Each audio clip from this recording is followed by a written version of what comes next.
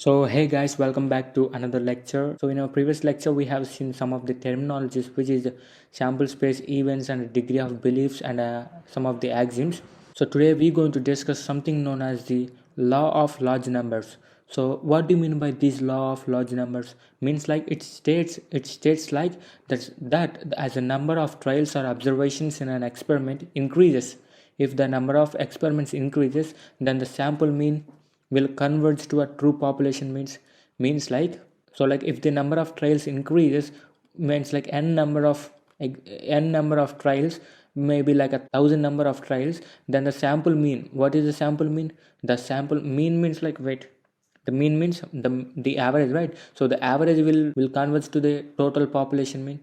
So I just want to give a example so that it will be easy for you, don't worry. So the law of large numbers states that the more experiments you run, means like the more experiments you run on a same event, the closer it tends to get the expected probability. Means like flipping a coin 1,000 times or 2,000 times, the result of probability of getting ahead is 0.5, which is 50%. Means like for 5 times I have flipped a coin. For 5 times I have flipped a coin, and it gives the output of 4 tails and 1 head. So I cannot say that there is a 50-50% chance. After that I have flipped a coin for the 10 times, and it give like 6 tails and 4 heads. Okay, so after that I have flipped a coin for 20 times. It give me like a 12 tails and 8 heads.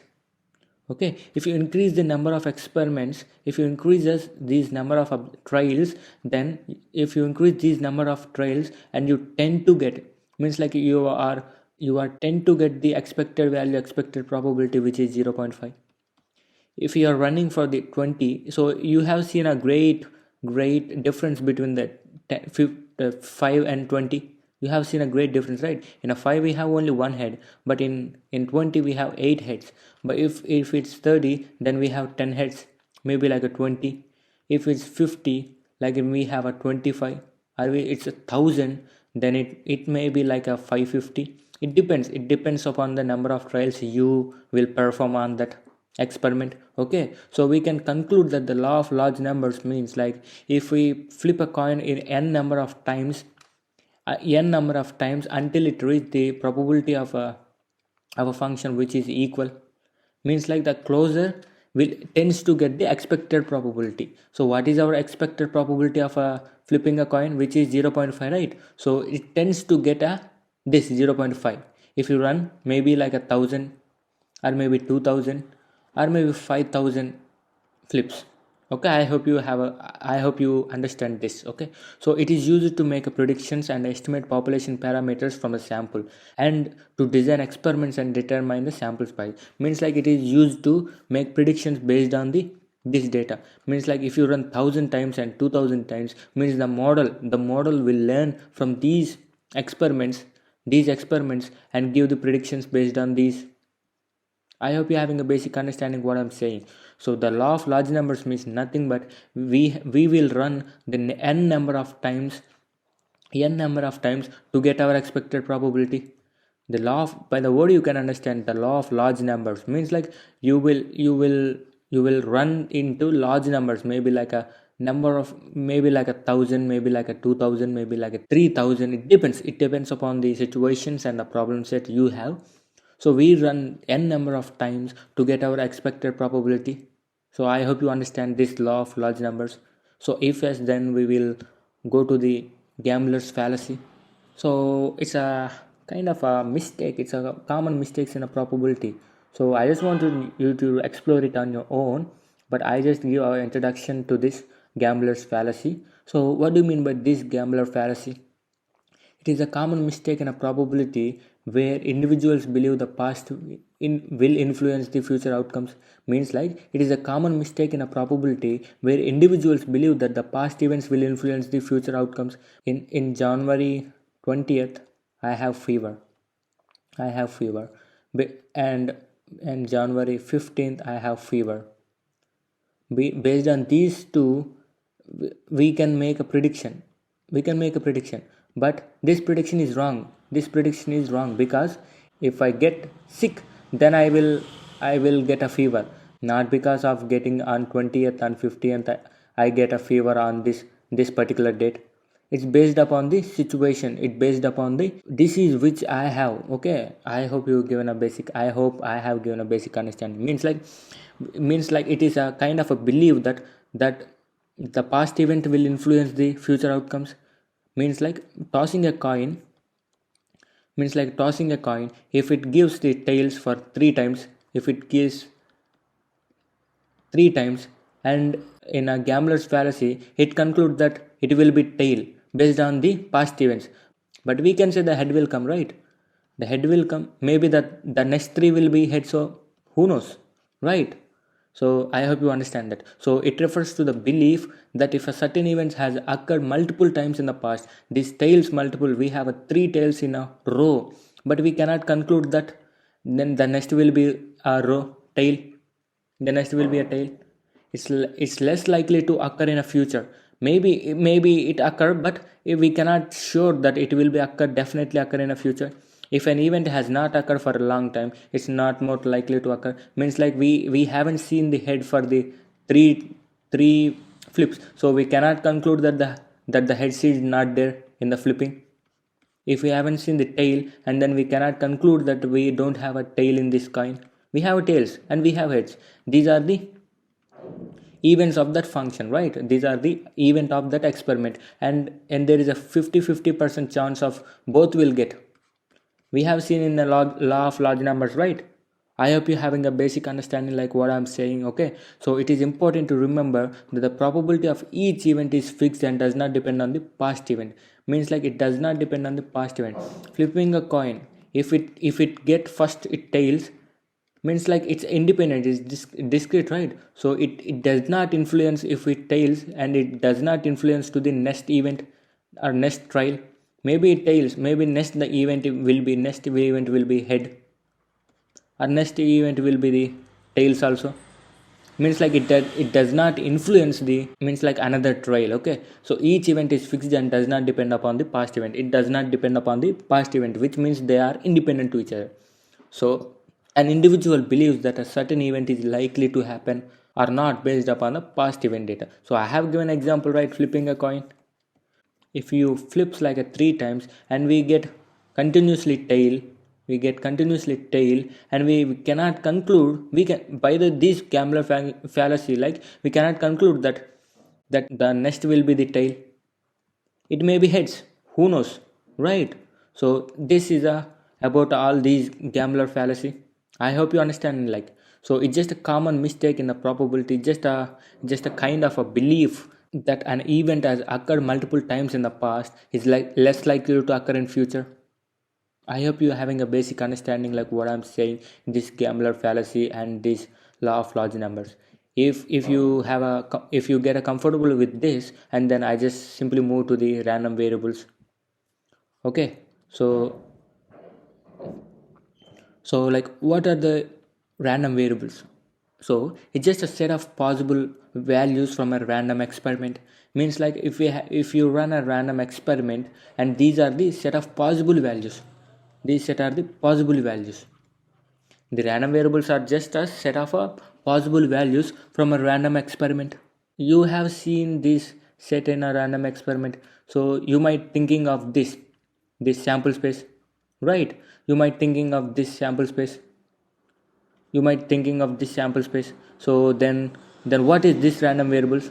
If you thinking this sample space, and this why we are relay, so there is a difference between these sample space and these random variables.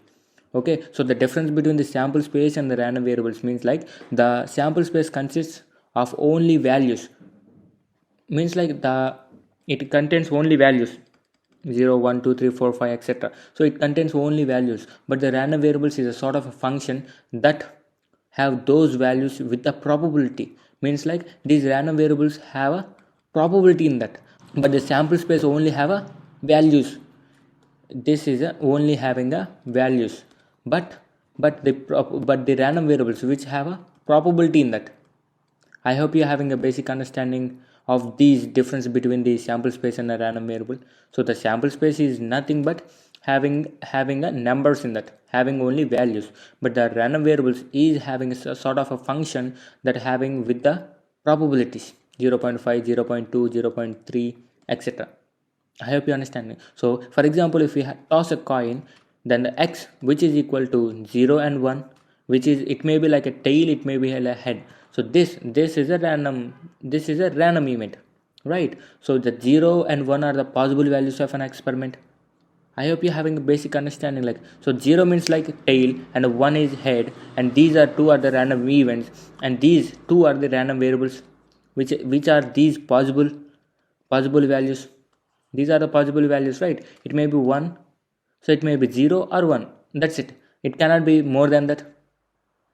I hope you're having a basic understanding what I'm saying. So it is denoted by a bigger letter, bigger symbol. So in a sample space we have a small, right? So in a random variables we have some kind of a bigger size. That's it. So like the random variables has a whole set of values and can take any those of values randomly, means like it have a whole set of values and can take any values randomly.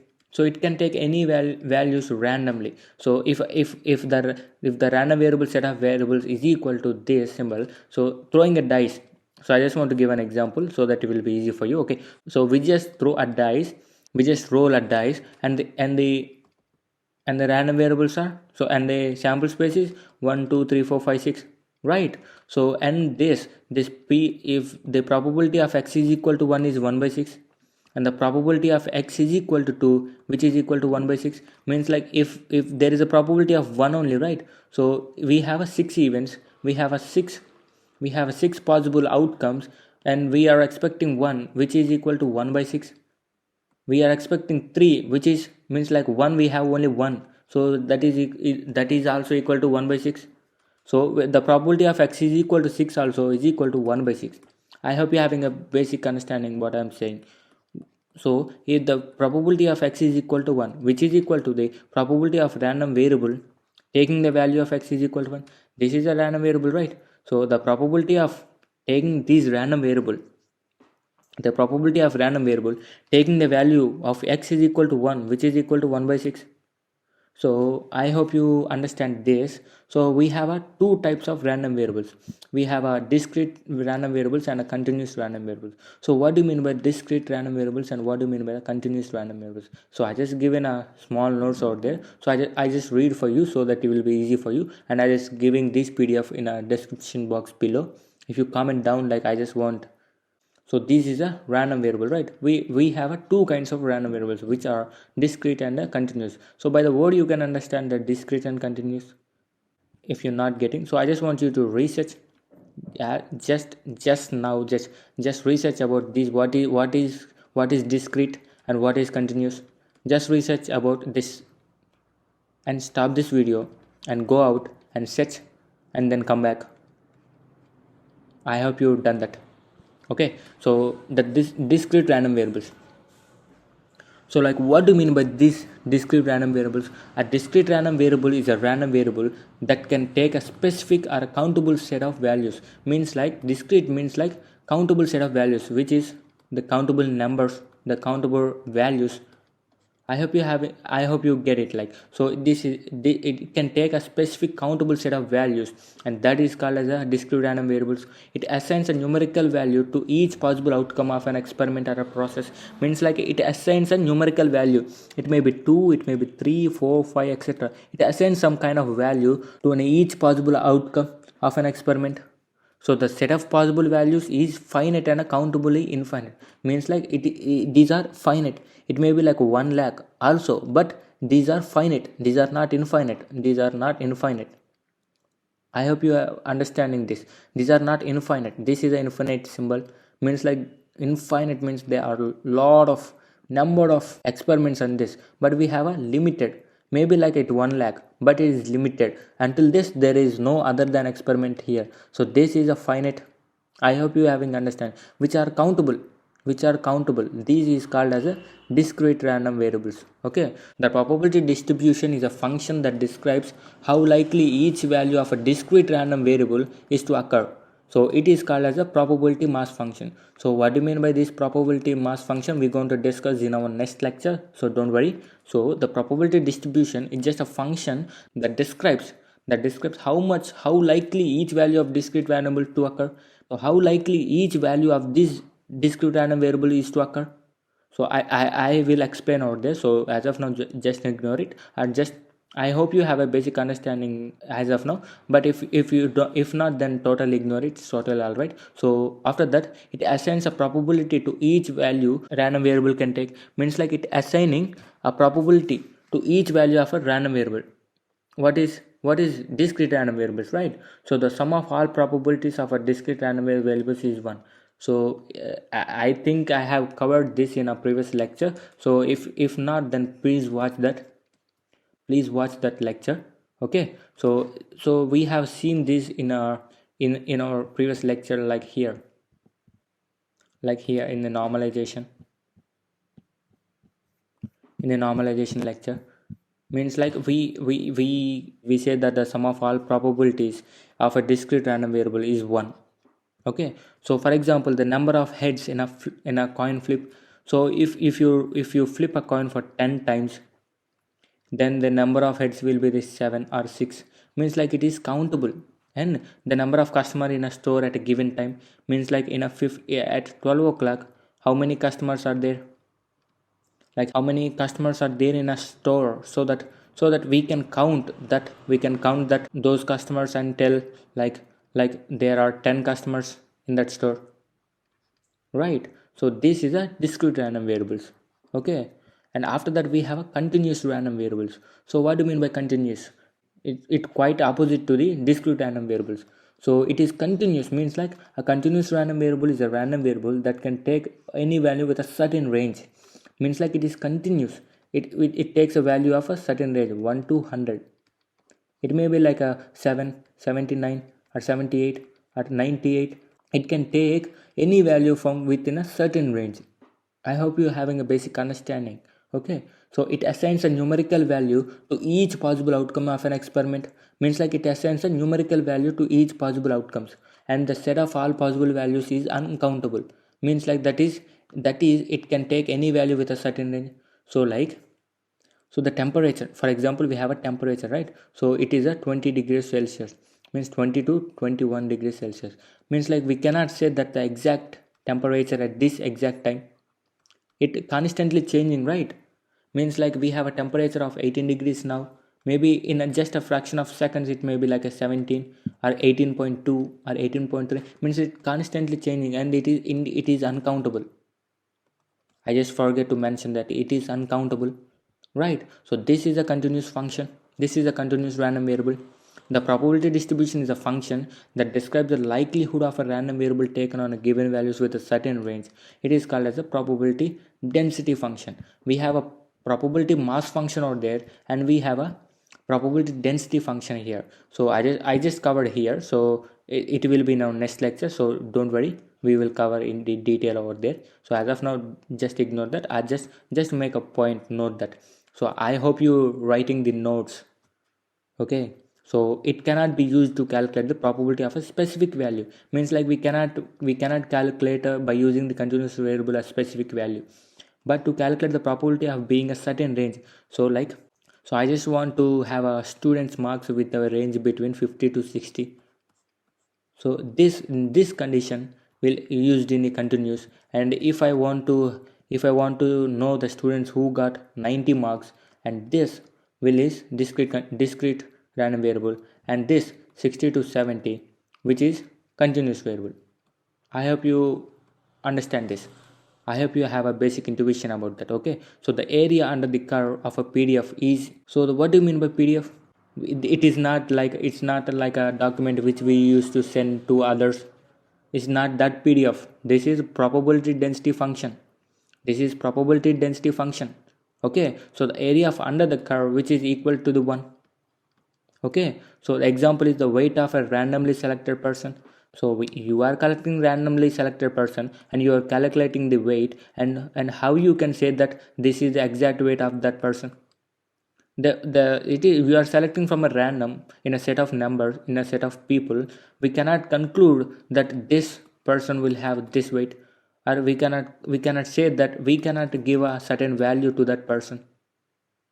And the temperature of a city at a given time means like the temperature has a given previous example. The temperature is constantly changing at the given of time. We cannot say, because it is continuous random. It is a continuous function. It is a continuous function. Okay, so I hope you given a basic intuition about all these. So I just want you to read all these notes, beautiful notes. So I just give in a description box, down box below, so that it will be easy for you. Okay, so this is a law of large numbers. We have covered the law of large numbers, and we have covered the gambler's fallacy, and we have covered the random variables. And these random variables, we have a discrete random variables and a continuous random variables. So in our next lecture, we're going to cover the probability mass function, and we're going to cover the probability density function. What are these? This is a probability density function. We have a probability mass function. So I hope you love this lecture. So until then, bye bye. See you in the next lecture.